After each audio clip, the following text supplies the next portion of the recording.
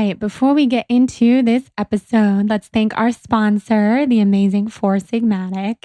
So I have been using Four Sigmatic mushroom coffee and a bunch of their different products for a very long time now. You could say that I am a super fan of Four Sigmatic. We've had their founder, Taro, on the podcast, episode 85, if you're interested in listening and learning more. And you should know, before we get into details, that you can use the code BLONDE for 15% off of all Four Sigmatic products. And you can also go to foursigmatic.com/blonde to shop my favorites, from chaga to mushroom hot cacao, which is basically a delicious hot chocolate, to the original OG mushroom coffee that got me off of cold brew, the cold brew coffee addiction that I had that wasn't really serving my hormones very well. But chaga and mushroom coffee definitely make my body happy, make my hormones and my adrenals happy. They still give me such alertness and energy, and they taste delicious. I love to make different elixirs with all different Four Sigmatic products and either almond milk or coconut milk, or sometimes just hot water, depending on what I am feeling that morning. I love to use coconut butter for a little vegan bulletproof style morning drink sometimes. I also love their mushroom matcha. So whether you're a matcha person, a coffee person, a mocha person, or you're interested in trying different adaptogens like lion's mane, cordyceps, chaga, and more, you have a lot to learn and a lot to try with Four Sigmatic. So it's hard for me to even say what my favorites are anymore because I've changed so much. Currently, I love their 10 mushroom blend, which blends together a bunch of different adaptogenic mushrooms and herbs that are also really good for a lot of the health issues that I'm dealing with right now because of Lyme disease, from fatigue to joint pain, etc. There's so many different kinds of mushrooms in there. The mushroom kingdom is huge, so don't think of shiitake mushrooms like you would have in some kind of stir fry. Think of adaptogens that work with your body to make you feel amazing and bring you back to homeostasis. So I'm such a huge fan of everything Four Sigmatic's doing. They're such kind people. All of their products are vegan, Whole30, non-GMO, organic, all the things that make them TBB approved. You can find certain caffeine-free products. Some of them have caffeine if you prefer caffeine. So go to foursigmatic.com/blonde. Use that code BLONDE, shop around. Let me know what you get. Tag me on Instagram. I can't wait to see. Now let's get into this episode. Thanks so much, Four Sigmatic.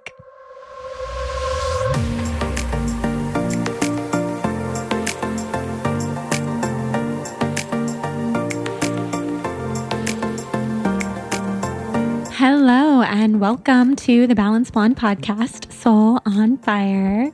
You are listening to one of our best of the show episodes today, meaning that I am taking a brief hiatus from the show for the first time since starting it 3 years ago to focus on my health and focus on my wedding and just really enjoy this season of life. And I hope that it inspires you to put yourself first in your own life. We have nothing without our health, and I have not had my health for the last couple of years, so I am striving to get back to a healthy state in my body, in my mind, and I am so over the moon to share everything that brings. So I hope that you enjoy our 8 best of the show episodes, which are some of my favorite episodes from the show over the last couple of years, and also many of your favorites. So today you'll be listening to one of those, and I cannot wait to see how it serves you and how it inspires you. And if you've heard it before, then perhaps this time it will teach you something new. And maybe you've never heard it before, and today's the perfect day for you to listen to it.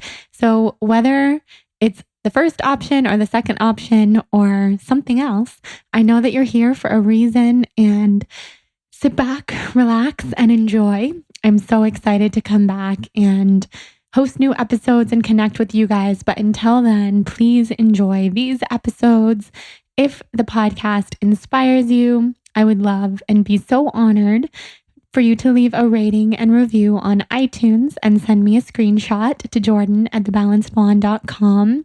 And I will send you a free gift as a thank you, and thank you personally and chat with you. And I'm just so grateful for everyone listening. Also, we have a Facebook group, the Soul on Fire Podcast Tribe on Facebook. Please join us there to keep the conversation going and enjoy, live a soul on fire life. And if you're healthy, enjoy your health. I'm so eager to get back to that. And if you are also struggling with chronic illness, just know that you're not alone. We have a lot of episodes on this show pertaining to chronic illness. So give those a listen if you're interested and enjoy. We will head into the episode now.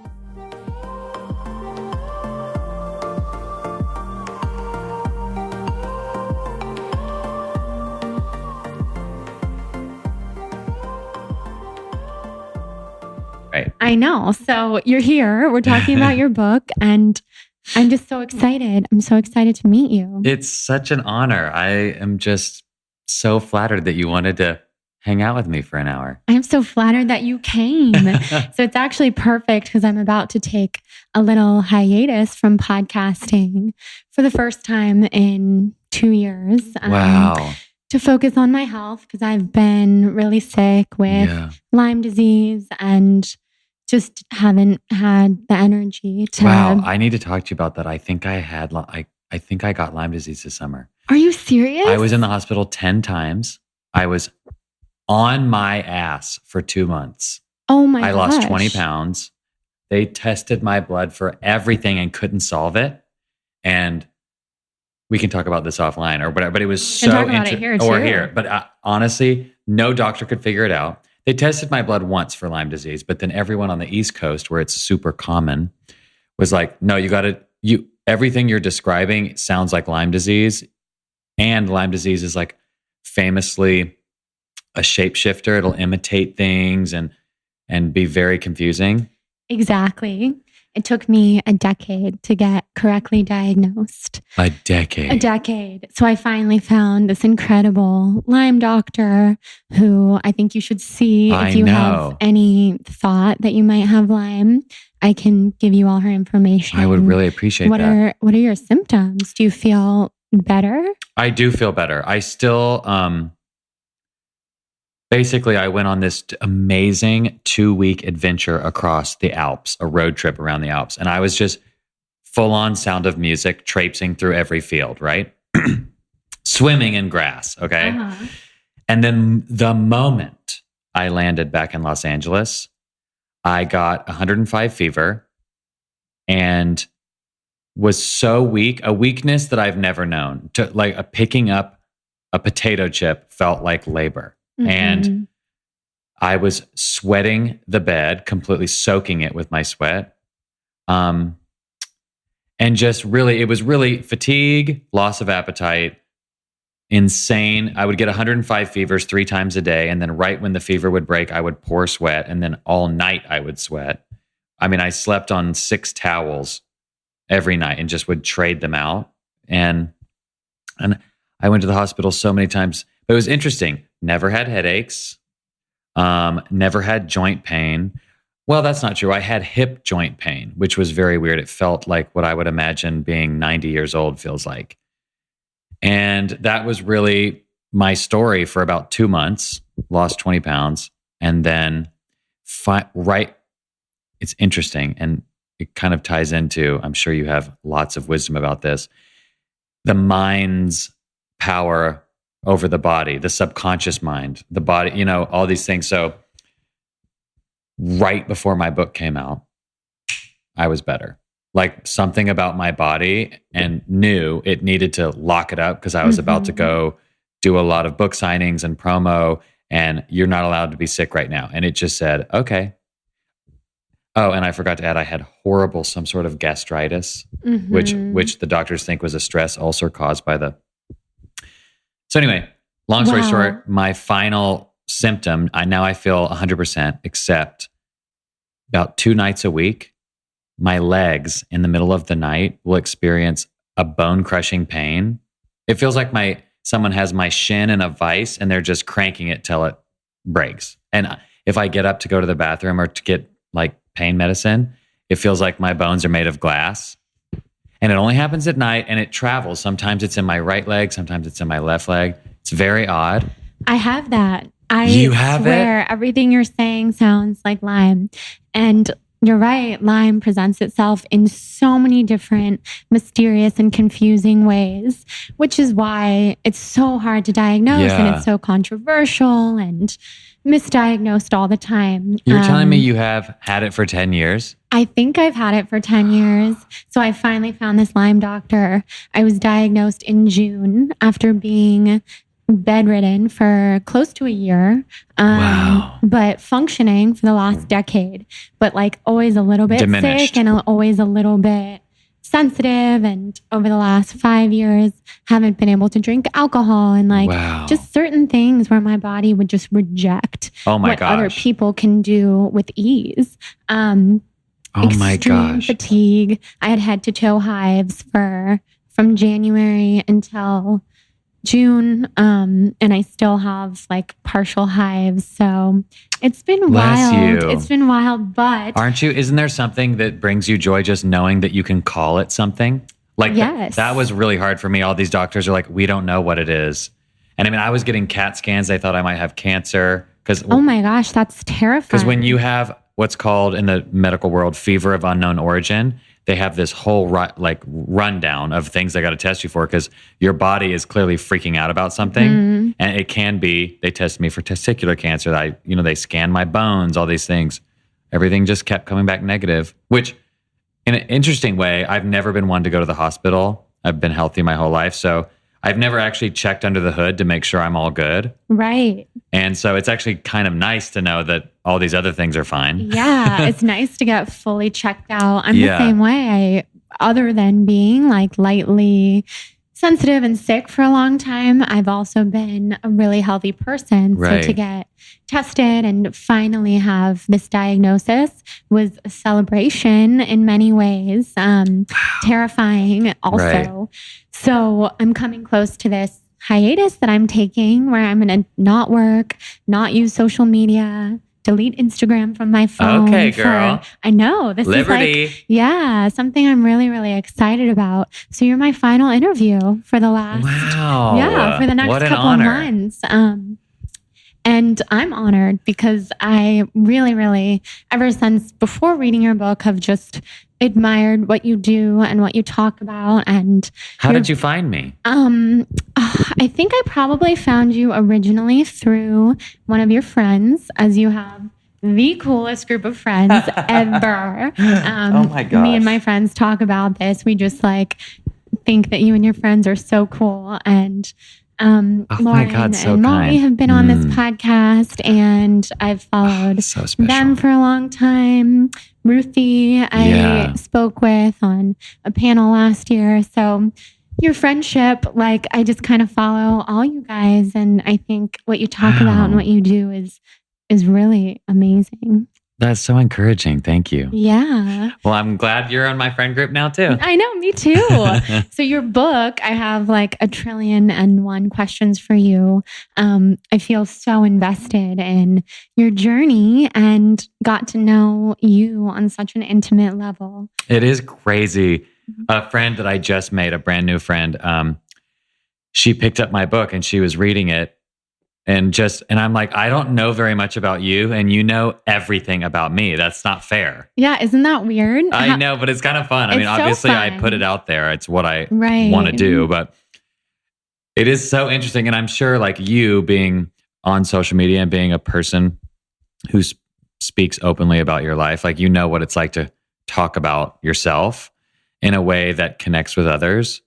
But it is a strange world to be in where you say, here, let me tell you everything about me, especially the hardest parts and the most embarrassing parts and the things I'm still working on. And let me just let the public do with it whatever they want. Exactly. Yeah, it's weird. So I know I'm used to that, how people will say, I feel like I know you and we've never met, but I truly feel like we're friends, which is so cool. Yeah. So how has that been for you from being a writer, but having just published your first book, which is a New York Times bestseller? How amazing.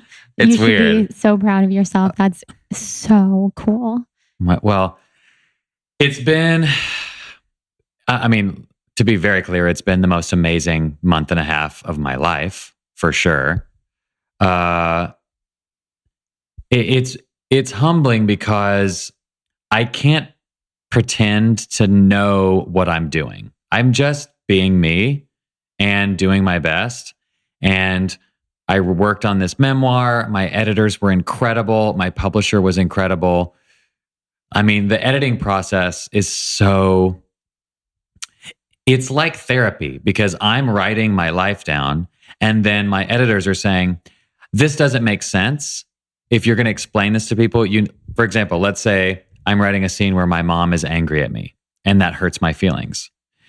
Well, if I don't set up an example before that of where I care a lot about what my mom thinks and the way my mom thinks, so that when we do have an argument later down the road, the reader understands my emotional state at that moment. They're teaching me how to really frame storytelling. And what's great about that is that's also reframing the way I see my whole life, because I'm seeing it as a story and I'm seeing, okay, so that blowout I had with my mom or my dad or someone, there's a backstory to that led to that moment. And we each have a perspective. And unless you recognize that, everything feels like chaos.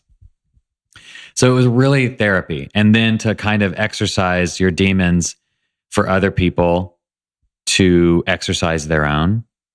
To me, that's a real sense of purpose. And I'm sure you feel this with your work. It's when you share what you're learning, what you have learned, the mistakes you've made, and you really feel like I'm here to help people.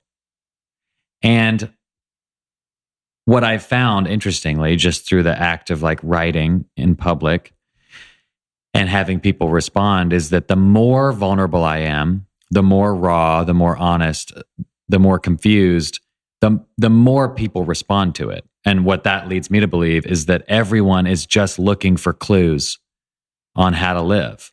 And so many people live a performative, artificial life that doesn't actually help anyone get better. It just helps the person appear to have it all together. Whereas if you actually show the wounds and the scrapes and the wrong turns and U-turns, people can recognize that in their own life and then formulate meaning from it and feel less alone, which is such a huge gift. It is. Yeah. That's so true, because all the different parts of your book in particular and a lot of what you share on social media is just this extreme vulnerability, sharing parts of yourself that a lot of people don't talk about. And I know it helps people so much because, 100 times in your book, I thought, I'm not the only person who feels this way. This is so amazing. That means so much to me. Yeah. Like you embarked on this bike trip, just for the people who don't know, from Oregon to Patagonia, and you hadn't really practiced riding a bike. And No, I hadn't ridden a bike since college, which was whatever that is, 9 years before I left. And then in college, I hadn't ridden a bicycle since I was like a little boy, so. Right. No. I knew how to ride one, but barely. I know. It's so cool because I think people think in order to do something so adventurous, you have to be an athlete, an adventurer, right. And you just got out there and did it. Yeah, I certainly thought I had to be an athlete. But I don't know. I just kind of dared myself to do it. And the thing that was special about it is that I realized that I'm doing this for myself and therefore I get to set the rules. If I only want to go 5 miles a day and I want to drink wine every minute, I'm going to do that. If I want to go 100 miles a day and push myself, I'm going to do it. This is my trip for me. And that was such a liberation, because so often the things that we do, we think we're doing them for ourselves, but we're actually doing it to prove something to the middle school bully who was mean to us, or to prove something to our dad or whatever. When you can actually just do something for you and you set the rules, you can do anything you set your mind to, you know? Yeah, I love that. I think not setting rules is so important, because we're rule setters. Like I have all these rules for myself, even for this break that I'm about to take, like no Instagram, no this, no that. But really, I want to have no rules so I can just go with the flow and do what the universe wants me to do. Well, it's having no rules, or if you're going to have rules, really do the heavy lifting of understanding what are the root causes of why I need this rule. You know, is it, am I giving up Instagram for 1 month, 2 months because I am addicted to my phone and I need a break?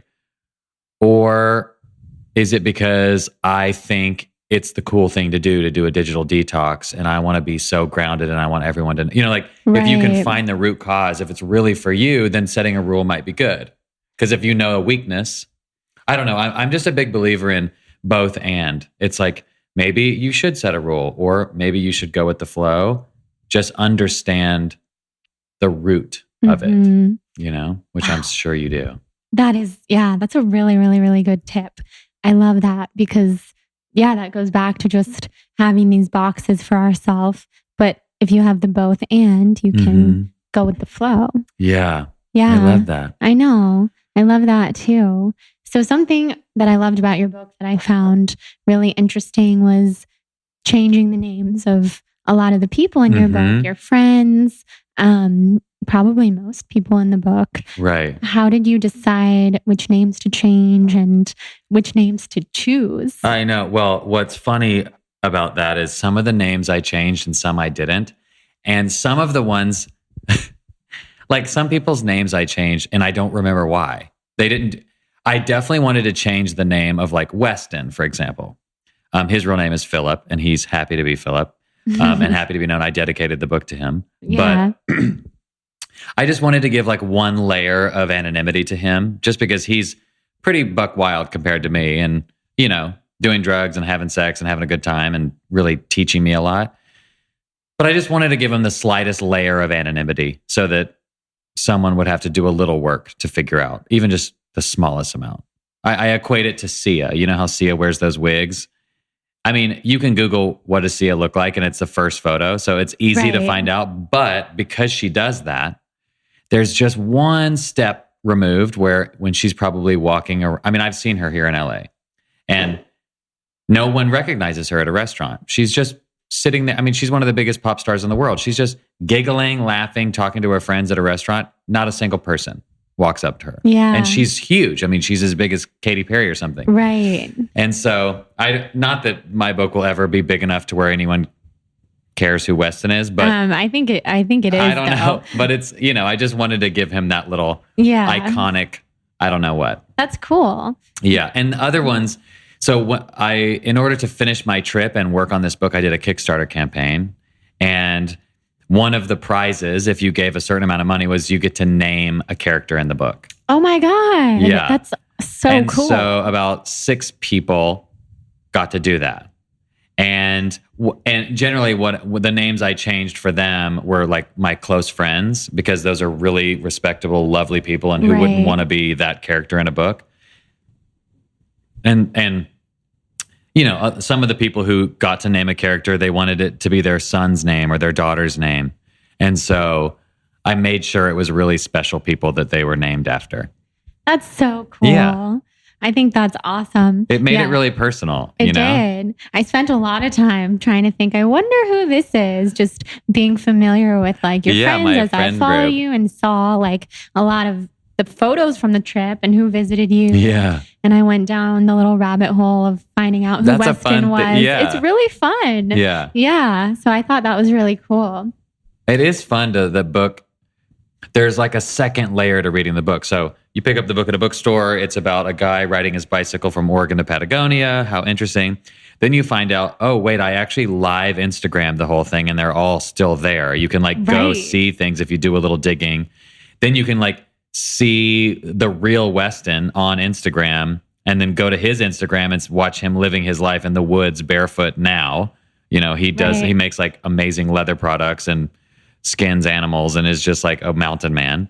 And it's cool. I did all of that. Yeah. It did make it a lot more fun for, I don't know, a lot of different reasons. Yeah. Like I was being a detective and getting to see everything behind the scenes. Totally.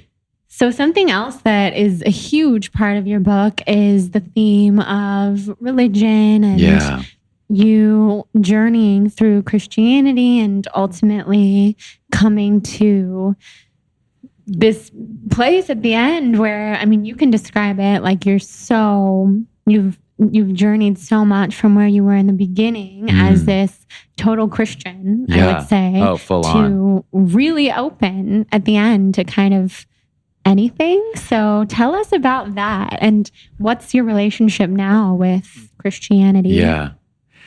You know, I would venture to say if you travel the world and have real impactful relationships and conversations with people who believe different things than you, and you step into their life and you sleep in their home, it is really hard to maintain a rigid religious worldview as in my way or the highway. Either you believe what I believe or you're going to burn in hell. You travel the world and meet lots of people and you will have trouble believing in a God like that. On top of that, I mean, I was raised in Nashville by amazing parents who you get to know in the book. But in a faith tradition that, especially when you kind of start, I realized something was different about my sexuality in third grade. I realized what it was called in seventh grade. And I felt, I internalized a lot of shame around being gay and my body and fearing my own impulses and desires that they would like ruin my life. And I mean, I'm 35, I'm still unpacking that. And the book has a lot to do with that.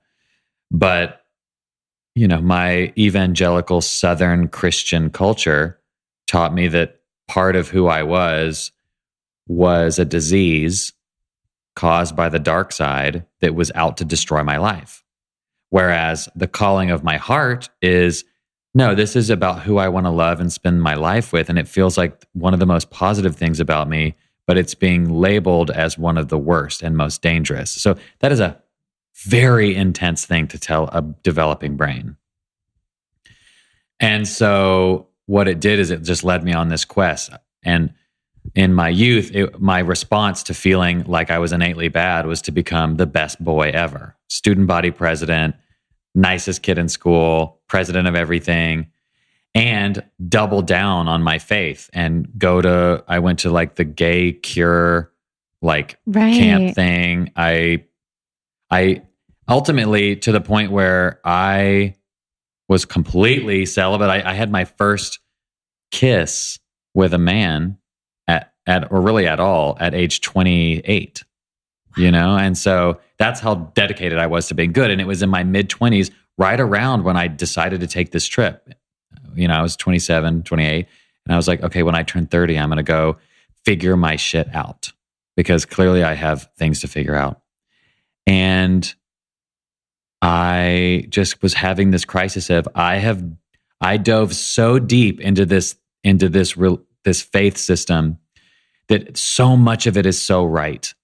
And it feels so right. The community, the belief that God is bigger than you, that there's a plan for your life, that God is love. These things felt so true. But then these other parts of it that got pulled in felt untrue. And I kept testing the universe to see what was true and what was untrue. And rejecting my sexuality just kept coming back, bouncing back to me as the way that evangelical American Christianity has this is wrong. And it feels wrong. And I never felt the condemnation of God. I feared the condemnation of my friends and my community. That was a big revelation for me. And so, ultimately I finally just said, okay, well, if God is real, He made me this way. He says, walk in faith. I'm just going to believe that I'm just going to try it the other way. Instead of celibacy, instead of rejection of my body, which is really eating me alive inside, I'm going to try and kiss a boy and be a good boyfriend and see what happens. And so I did. And the moment I kissed a boy, I knew it was right. You know, and it was a lot. What sucks is a lot of people who push down their sexual identity, it becomes so coiled up inside them that it springs out and explodes. And all of a sudden, they're having sex with strangers and they're just getting blasted on whatever party drug, you know, and they're going to raves and clubs, and they don't actually allow themselves to step into a healthy sexuality and a healthy intimacy. They've been so oppressed, they explode in the opposite direction as an FU to the whole culture that pushed them down. And I was lucky enough to I just don't have a really explosive personality. I just kind of like make small little steps here or there. And it's just been a slow unfolding like sand in an hourglass. And as it's kind of compiled, I've found that the sand has fallen from a way of seeing myself with shame and fallen into a cohesion and a health that feels constantly affirmed by the universe, by the truth. Just every turn, I'm like, yes, this was always true. And the discomfort in my heart knew it from day one. And yet I was so committed to not being rejected by my community, which makes sense when you're a teenager in your 20s, all you care about is belonging. And once I allowed myself to belong to myself in truth and in the fullness of who I am, my friendships changed, my life changed. It just expanded in this big exhale and inhale that has been the true longest and best journey of my life. The bike trip was almost like a metaphor for what was really going on in my faith journey. Yeah. Wow. That was long-winded, sorry. No, that was amazing. I'm hanging on every word. So you had your first kiss at 28. Yeah. And now, after the bike trip, do you date, like relationships? Do you feel like you've come a long way? Yeah, I really have. I've had 2 boyfriends, both amazing human beings.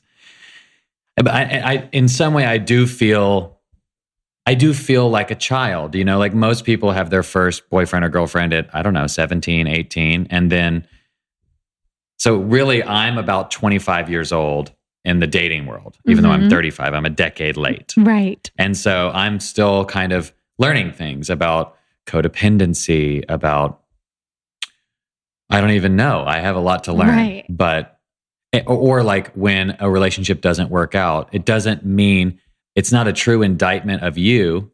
It's an it has more to do with the other person than it does you or whatever, you know, and timing is everything. All these cliches that I've heard and counseled my friends with. I was like the ultimate relationship counselor in my 20s, knowing nothing. I just had absorbed so much. And, you know, a gay guy in a friend group gets all the gossip, you know? Totally. So I hear everyone's relationship drama and I internalized it in a way where I saw relevant patterns and ways to get out of it.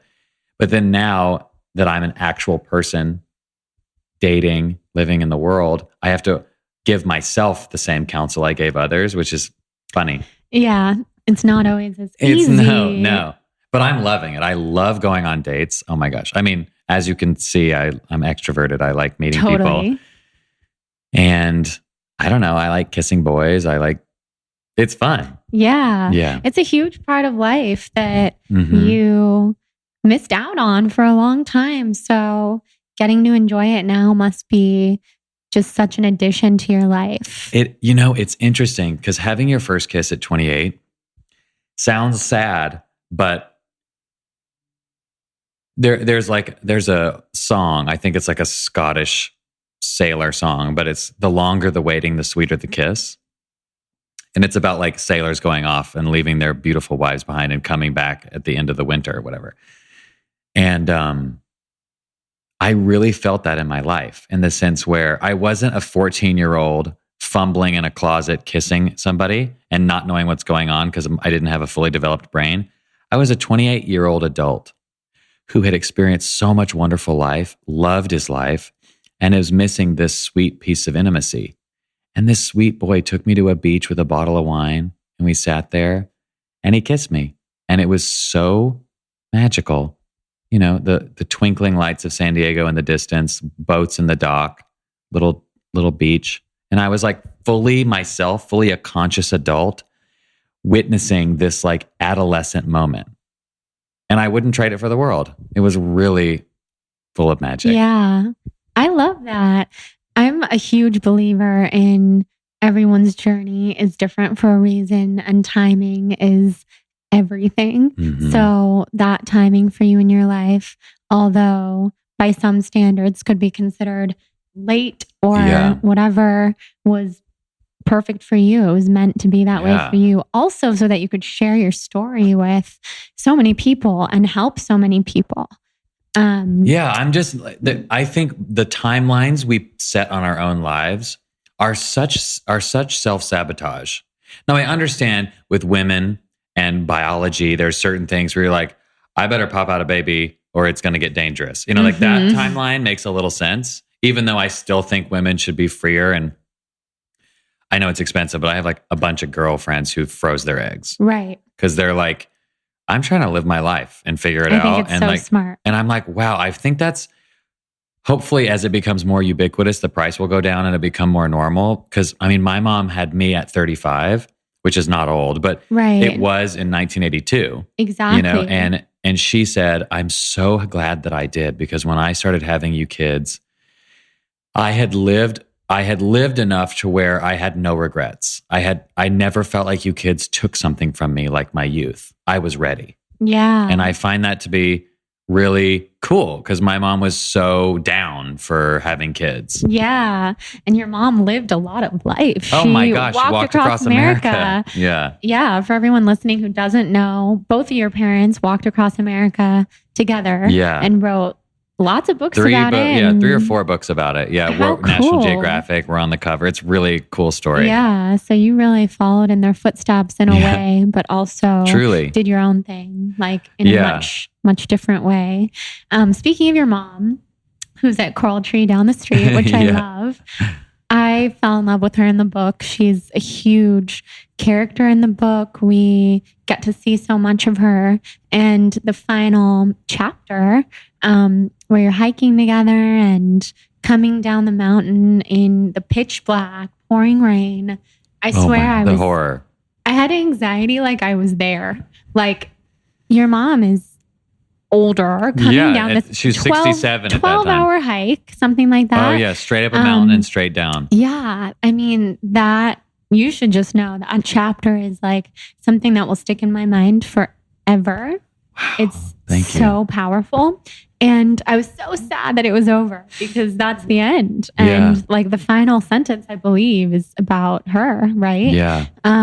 So tell us, for those of us who have read the book, what has happened? What has transgressed with your mom since then? Have you had further deep conversations about sexuality and Mhm. Christianity? This is something I want, like the follow-up. Yeah, sequel. of course. So for those of you that haven't read the book, a lot of the book is about obviously unpacking my relationship with my mother, who is such a deep, deep believer in Jesus and in Christianity. And she truly believes, which I don't blame her, because in the 80s, anyway, she truly believes that homosexuality is a sin and is caused by deception from the devil.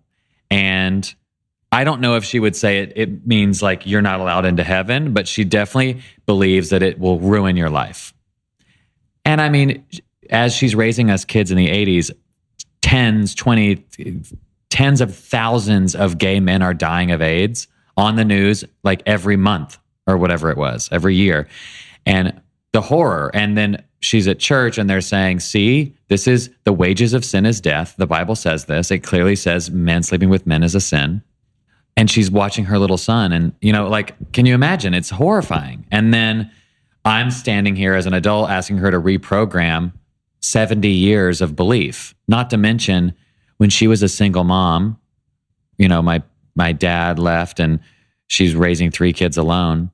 And her saving grace was the church, was a belief that God was her helper, was a belief that Jesus saved her and saved us kids, all these things. So she just has really strong beliefs, as I understand her to have. And it's just been a real journey where I've kind of leaned into accepting and celebrating this part of my identity, which she believes is going to hurt me. So her trepidation around it is her love for me. She thinks it's bad.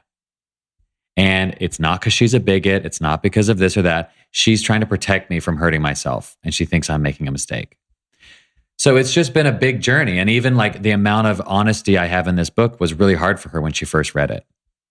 And I understand. I'm like, Mom, trust me, you come across as wonderful.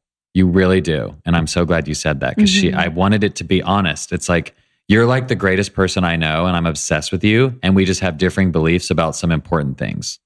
Yeah. And that's like, guess what? Most people's families, absolutely. That's really normal. And, since she was really worried, she thought I was making fun of her in the book. She thought it was a caricature. I mean, as you can imagine, any child writing about their parent, you're going to have your feelings hurt if they're even remotely honest. If it's not propaganda and it's honest, it's probably going to sting in some places. Even my mother, knowing whether she meant to or not, she is a conduit of pain in my life because of the way I was raised. It caused me to have pain. And that breaks her heart. But the thing is, she is just such a warrior of love. And there is nothing I could do.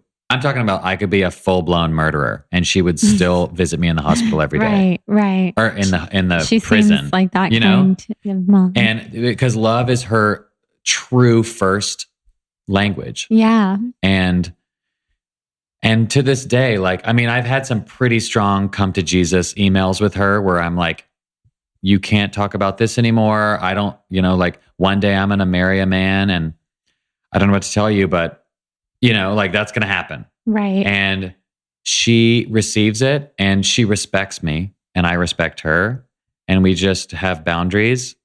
And I don't need her to agree with me on all these things for me to love her. Because that checklist would be long and she'll never match all of them. So as long as she respects me and we lead with love, our relationship is so special. And I'm so excited every time I see her and she's excited to see me. And I don't know, it's complex. But I'm very lucky because some parents, they would rather be right than loving. And they'll just disassociate with a child that, Yes. or a child will be so wounded, they'll be like, I haven't spoken to my father in 20 years. I mean, that's that happens a lot. I know. And my mom and I love each other too much for that. Yeah. That's so special. It's such a special relationship that you guys have where you can disagree on something that's such a huge part of your life, but accept that about each other. All right, let's talk about our incredible sponsor, Cured Nutrition. So I am currently completely obsessed with Cured Nutrition CBD. I met their founder, Joseph, at an event several months ago. We really hit it off. Me and Jonathan chatted with him for a while. We learned all about Cured Nutrition, everything that Joseph and his brand are up to in Colorado. We learned about their mission and things that they're working to do as a brand right now. And I just fell in love. You know that I only work with brands that I love from the inside out. So when it comes to the people behind the brand, when it comes to the product, how they source their ingredients, etc., I'm very, very picky. And CBD is everywhere right now. So you're probably wondering what makes Cured Nutrition different. And before I tell you, I just want to let you know you can use the code BLONDE as always for a great discount when you shop their website, curednutrition.com. Definitely check out their mint tincture of CBD. It helps with sleep. It helps with pain. It helps with inflammation, helps to calm anxiety, helps to manage if you have a lot of pain in your body, like I do. So, what makes Cured Nutrition different is that they are very high quality. Every batch of their product is third party tested and subject to a multi stage inspection to ensure they bring only the highest of quality products to the market. All of their products are sourced from organically grown hemp and tested for potency, purity, pesticides, and heavy metals, which is so important for a variety of reasons. They're a very transparent brand, so they oversee the entire process of their products from seed to sale. They spend so much time researching and testing everything before they put any product on the market. So some of their products that I love, obviously the mint tincture, I talk about it all the time.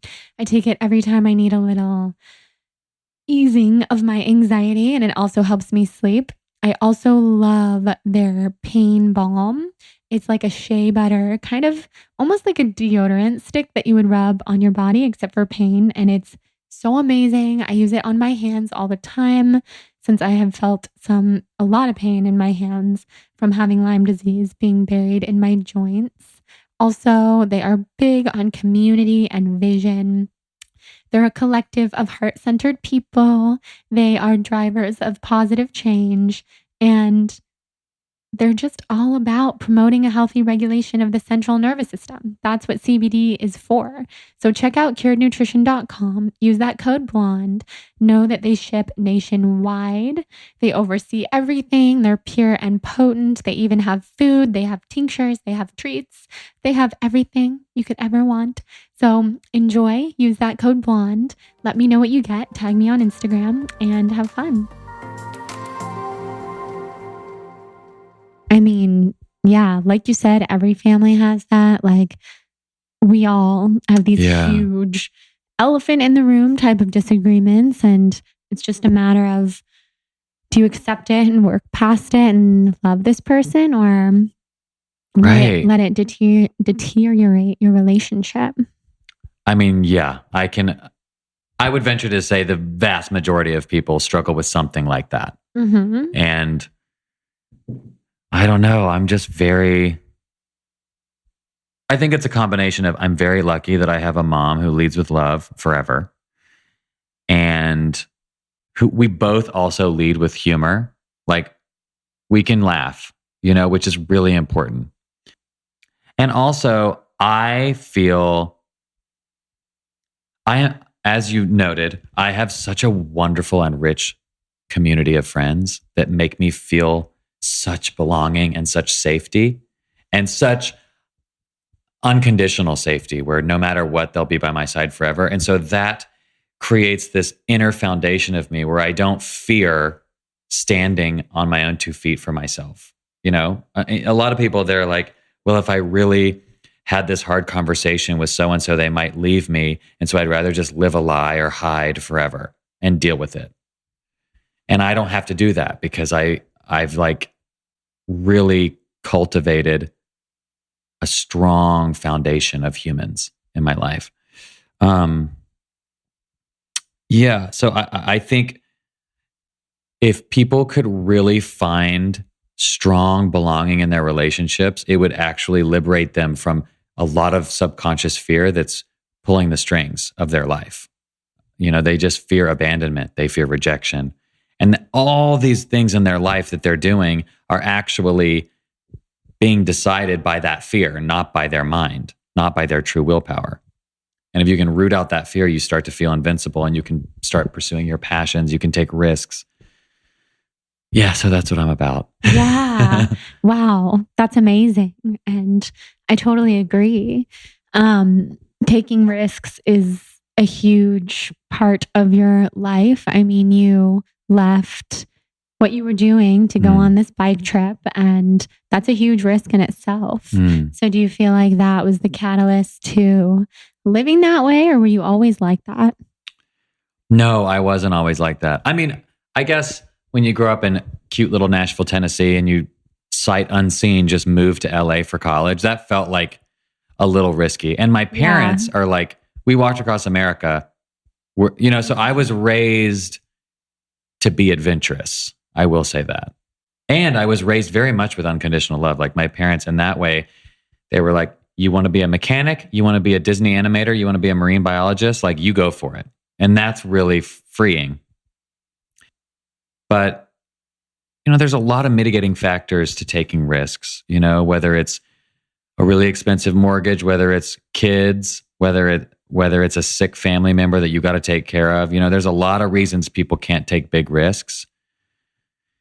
And I don't know the answer to all that, but I do believe that there's a lot of people who the only thing stopping them from taking a risk is fear of rejection, fear of failure.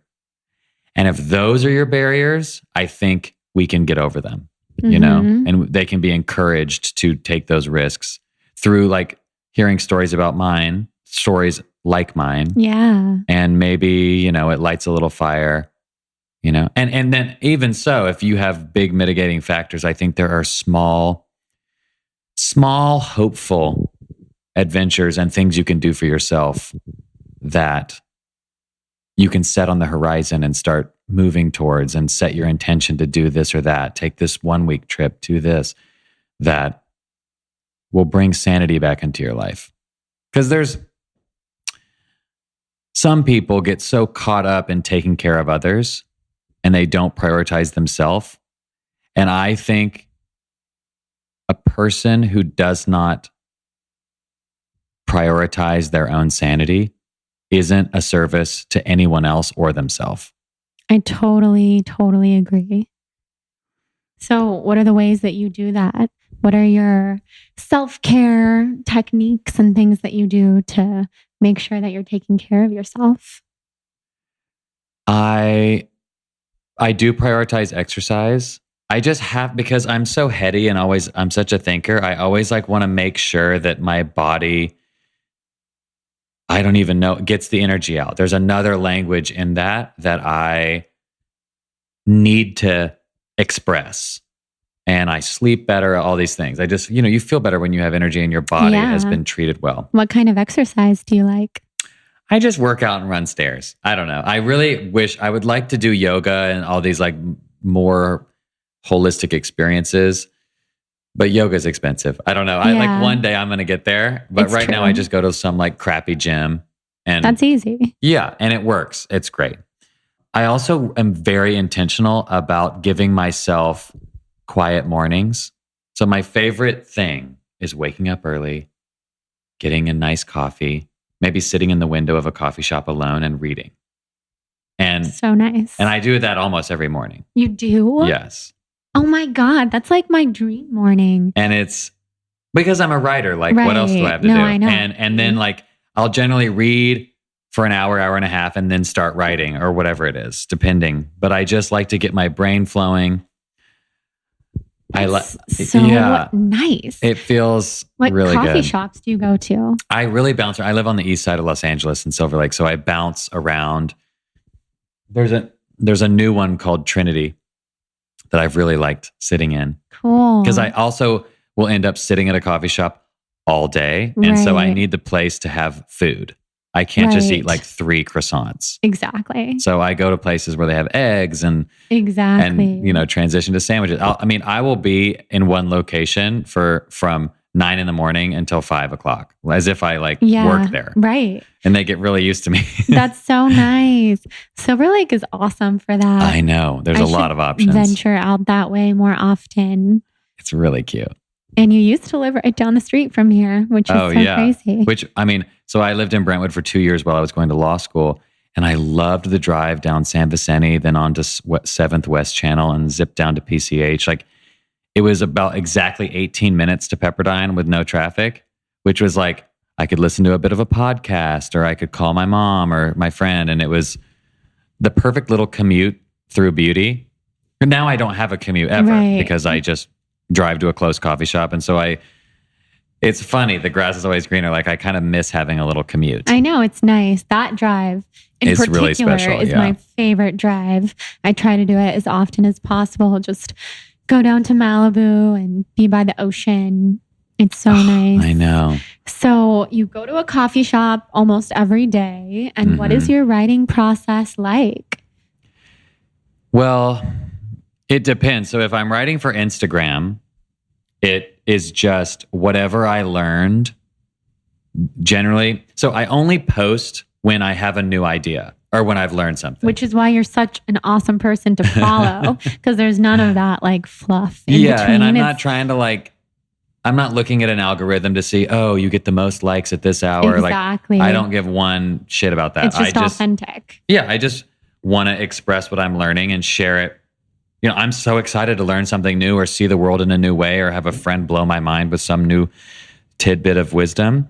And I want to share that. And I can't believe there's 200,000 people who want to see it too. But it doesn't surprise me because I'm like, well, hell yeah, I wanted to see it. So there's probably other people out there like me. And it's just, I write. So that those come when they come like a storm. And I just sit there and type it out on my phone. Sometimes I'll email it to myself. Boom. And then it's done.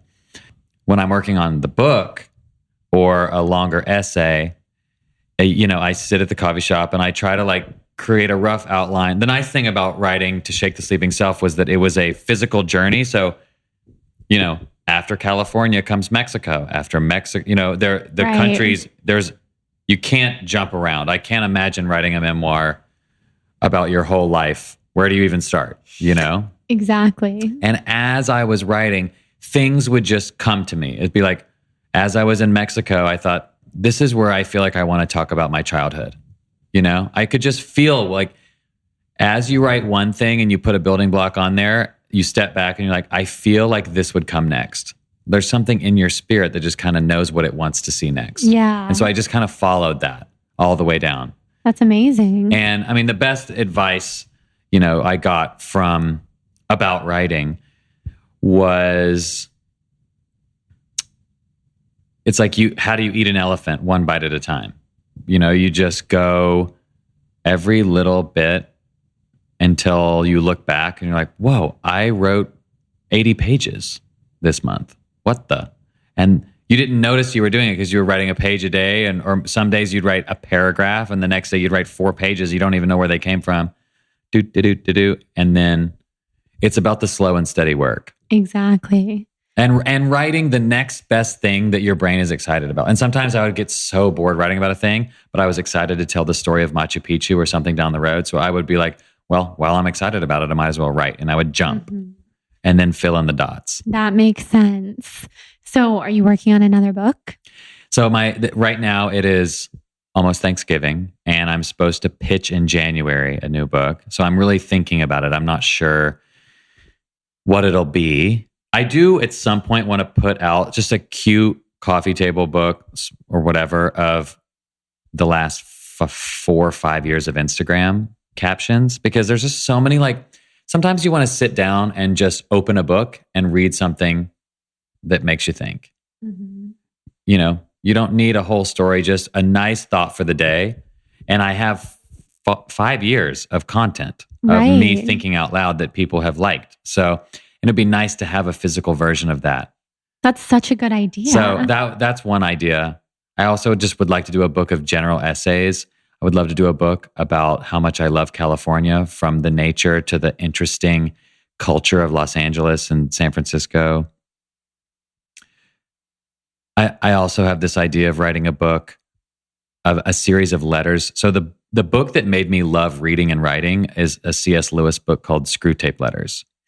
And it's a series of letters from an elder demon to a younger demon. Okay? Sounds crazy, but it's so brilliant. And I'm like, how fun would it be to write a series of letters from me to myself at age 10, 16, 21? A series of letters to your younger self. Cool. I don't know. It'd be like if I could hang out with him and be his mentor. Yeah. So that's another idea. I don't know. I love all these ideas. And I love that you'll say what they are. Yeah, I don't care. Yeah. Steal my idea. Right. The more, the better. Yeah. Nobody can do it like you. No one's going to do your story. I have no fear of theft. I'm like, everyone is so unique. Like, if you want to do the same thing as me, do it. It won't be the same. Right. It won't be the same. No. That's so true. So a really cool moment for you is when Cheryl Strayed wrote Blurb. what's it called? Blurb for your book, which is going to be on the next iteration. Yeah, they're printing the new covers now. So tell us, just because we only have a few minutes, I know, but a little bit about like asking her and working up the courage. And do you feel that you manifested it? Because I so believe in manifesting. Me too. Yes. No, I did not manifest it. I terrifyingly wrote her an email. So what it is I'm such a fan of hers, and I met her at a documentary film festival in Telluride, and she was just more than you could dream. Her authenticity is uncorruptible. It is as sturdy as granite. She just is who she is and knows who she is and just walks with such grace and wisdom. And I met her and we had a nice connection. And then I met her again at a conference a few months later. So that kind of felt like we were meant to be friends. But still I was intimidated a little bit. And also I have imposter syndrome. I'm new to the writing world. So I was like, how dare I bore you with my hobby while you're like a true life-changing writer? Mm-hmm. And she sits down next to me and she's like, so tell me about your book. And I'm telling her, oh, well, I've been trying to sell it and nobody wants it. And so I think I'm going to self-publish. And she was like, well, would you like me to encourage what you're already doing or tell you my advice? Which is just so her. And I was like, I definitely want your advice. She goes, I think you shouldn't self-publish. I think if no one's buying it, it's not good enough yet. You need to keep working on it. She goes, you are a creative and a writer. You're not a marketing person. You're not an editor. You're not a copy editor. You're not a printer. You're not a publicist. All these things. And you have no relationships with bookstores. You are a writer. You should focus on writing and keep focusing on it until your writing is so good that a publisher wants to publish it. And I was like, that's really hard to hear because I was like just about to self-publish because I just wanted to get this thing over with, which also, by the way, self-publishing is amazing. And some people have had great success. And also sometimes you just need to get something out. It might not be meant for the mass market. It might be meant for you to just do and write it for your grandkids, whatever it is.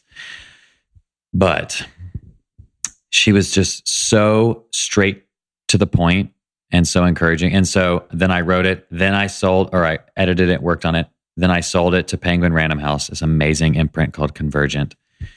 And I was just so grateful in writing her thank you. And she was so proud of me. So then I asked her and I listened to a lot of podcasts she's on. And I had heard her say in a podcast, I have written 10,000 book blurbs. I have a blanket no. I'm just not doing anymore because it's too much. Everyone asks me every day. And she's so integrated into the literary community that every human that's ever met her asks her to write a blurb. Totally. So that means she's got to read the book. Oh my God. I mean, I totally can imagine that I'm going to say no forever. So I write her this email horrified that I'm going to be so annoying. Mm-hmm. I don't know her well enough to be annoying. Right. But I'm just like, I have to. And I got advice from my friends. They were just like, she is a professional at giving advice and you're not going to be annoying. She'll just say no. She's so, this about her. She's so strong. She'll say no. The end. No is a complete sentence. And the subject of the email was a blanket no. And I just said, listen, I get it. I know. You don't have to say yes. I just want you to know that you're the reason I got published. You changed my life and I'm so grateful. And I'm sending you a copy of my book. And if you felt compelled to write something, I would be moved beyond words. But please know that I know that you don't do this anymore. So feel total freedom. No response for 6 weeks. Oh my God, I thought she hated me. I thought I was so annoying. And I'd given up. I was just like, I'm like, great. I'm going to have to see her at this film festival next May. And I'm just going to be so awkward because she clearly thinks I'm some sort of desperate loser. Mm-hmm. And then 6 weeks later, she writes back, the subject of the title or the subject of the email is a blanket yes. And she says, I have just started reading your book. I'm in love with it. It's so amazing. You're so honest. I can't wait to write you a blurb. Let me finish it. I'll do it in a week. And then she wrote me the sweetest message, a blurb you've ever read. And for a first-time writer, first-time author, to have that just like encouragement and endorsement, face melting. Oh my God. Yeah. That is next level. I mean, you asked her in the perfect way because you gave so much respect to the fact that she doesn't really do that anymore. But that's such a testament to your writing and how much she believes in you. It's so cool. Thank you. I love that story. Me too. So much. And on that note, because you have to go in a second, I have really quick questions for you at the end that I ask everyone who comes on the podcast. Fun. If you were a color, what color do you feel best represents your energy? Green. It's alive. It's spring. It's evergreen. I don't know. It's nature. It's me. Yeah, it is. Sometimes I might be yellow, but I'm green. Yeah, I could see both. Do you know your sun and rising and moon signs? I know I'm a Sagittarius. So your birthday's coming up. Yes, I was born December 19th at 9:52 p.m. in Tennessee. So, this is amazing. Yeah, so if anybody wants to look it up, I think it's my my moon sign or whatever is Aquarius, I believe. And I just remember looking online and reading my sun and moon sign together, and it was the most accurate description of me I've ever read. So I don't even know what I believe about all that, but I read that and I said, I'm changed. That stuff is so accurate. I'm so into it. So it's profound. I'm really happy that you know what time you were born because I can look it up and I can tell you, and then I can tell you what your human design is, which is something else that I'm so into. It's like a whole other system for just human understanding design. ourselves and how we approach the world. It's an energy type. So, oh my gosh, please tell me that. I'll look it up today. Okay. I'm so excited. And then finally, what would be your tip for people who are looking to set their souls on fire? I love this question. I would say plan an adventure, even if it's 3 years from now. Set it on the calendar and tell people. Because even if you're caught in the humdrum, even if you're miserable at work, even if your kids are driving you crazy, if you give yourself runway, if you give yourself 2 years to plan something and you tell everyone you're doing it, you'll prioritize it. And prioritizing those life-changing physical embodiments of discovery where you take yourself out of your comfort zone and routine and you step into the unknown, even for 10 days, it does something to your brain. And it also does something to the lead up for the year, the 2 years, the 6 months while you're waiting for it. Every day you're at work, whatever, you're going to be like, you know what? I'm getting out of here in a while. You know, like there's something coming that's so exciting. And so it changes your present potential misery, you know, right. Where like misery really comes where you think, is this me forever? Am I stuck here forever? So if you set an adventure on the horizon, it changes not only the time you're on that adventure, but every day before it. So I really encourage people to do that. That is such a good tip. I know that's what you did. And I haven't heard that very often, to plan so far in advance, but it's such a good idea. Yeah. So tell everyone where they can find you, your book, your Instagram, etc. Oh, I hope you do come find me if you want. So my book is called To Shake the Sleeping Self. You can find it at most bookstores and online. And then my Instagram is just my name, Jedidiah Jenkins. Starts with Jedi. And yeah, please follow me and let me know what you think. Yes, you guys absolutely need to read his book, follow him. He's amazing, everything he does. And this was so fun. It was so fun. Happy thank we you for got to do welcoming me this. into your home. Yes, thank you for being my last interview for a while. Well, enjoy your respite. Thank you. I can't wait to find out what it teaches you. I know. I can't wait either. It's gonna be good. Yay. Thank you so much for listening to this Best of the Show episode. I'm so happy to be able to release some of these episodes with our very inspiring guests.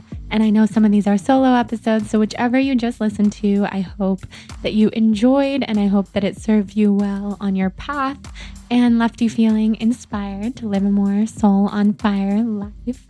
So please, if this show served you or inspired you, I would be so honored if you would leave a rating and review in iTunes if you have time this week or anytime. And if you send me a screenshot to Jordan@thebalancedblonde.com, I will send you a free gift as a thank you. Also, please join us in our Soul on Fire podcast tribe on Facebook. Be sure to check out and support our sponsors of the show, which can be found in the show notes. We have some amazing sponsors of this show, from Four Sigmatic Mushroom Coffee to Cured Nutrition, CBD, to Hum Nutrition, beauty supplements. So these are things that I take every single day that I want everyone to know about. So definitely check out all of those discount codes that you can find in the show notes, because this is stuff that I want you to enjoy to the fullest and use in your life, and also get those special discount codes. So thank you so much for being here. I'm already so excited to come back with new episodes after my hiatus, and I hope that me putting myself first during this season of my life will inspire you to do the same in your life, whatever you are dealing with or going through. And if you're more interested to hear about my time off and my hiatus, I have a solo episode all about it that you can find. I believe it is, let's see here, episode 156. So enjoy that if you haven't listened yet, and have an amazing Soul on Fire day. I love you. I'm so happy that you're here. And just know that when I am ready to be back, I will be back with bells on, and can't wait to connect then. I love you guys. You can also find me on Instagram. I'm not currently taking an Instagram hiatus, so you can find me at The Balanced Blonde there, and let's connect. Mwah. Have an amazing day.